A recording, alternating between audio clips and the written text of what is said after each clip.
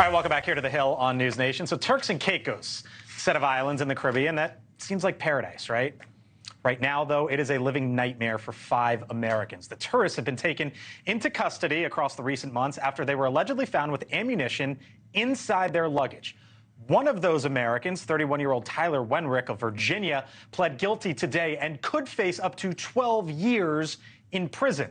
A bipartisan group of U.S. lawmakers is back in the United States tonight after pushing government officials there for the release of these Americans. Congressman Josh Brecheen from Oklahoma was a part of that bipartisan delegation who traveled to the Caribbean and joins us live. Congressman, nice to see you again.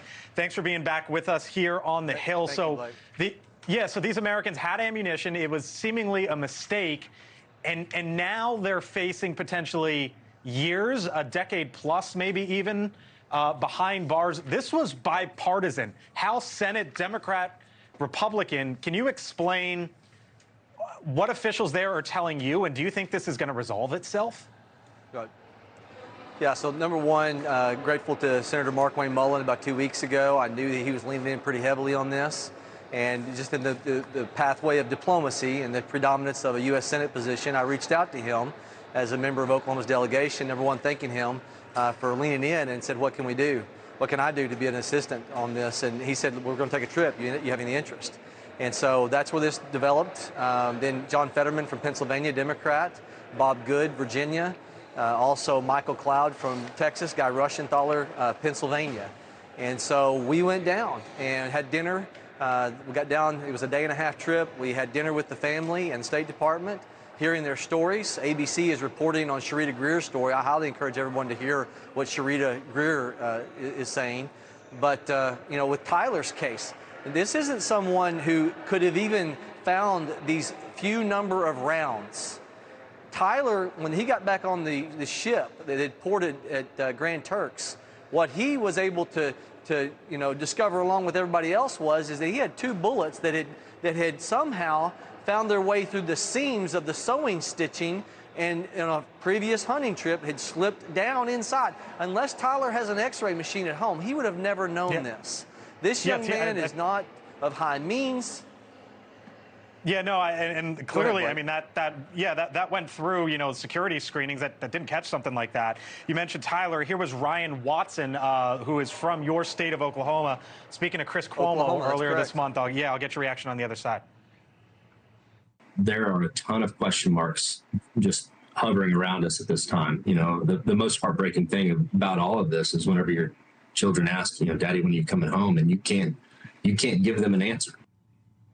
So you can see they're not in jail. They're essentially kind of like under house arrest there. I wonder, Congressman, what are the authorities there telling you? And do you think it's safe for Americans to go there? I looked straight across the table at the premier, who would be more or less like the Speaker of the House for that nation, and the governor sitting next to him, and also the Attorney General 2 seats away.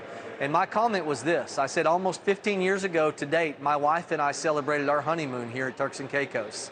And my conversation, based upon what I've heard here in the last 24 hours or less, is my advice to my wife is, relative to an anniversary return trip, is I'm afraid to bring my wife back, because I don't know if I could scrutinize my luggage enough if a round accidentally slipped through some threading in a bag.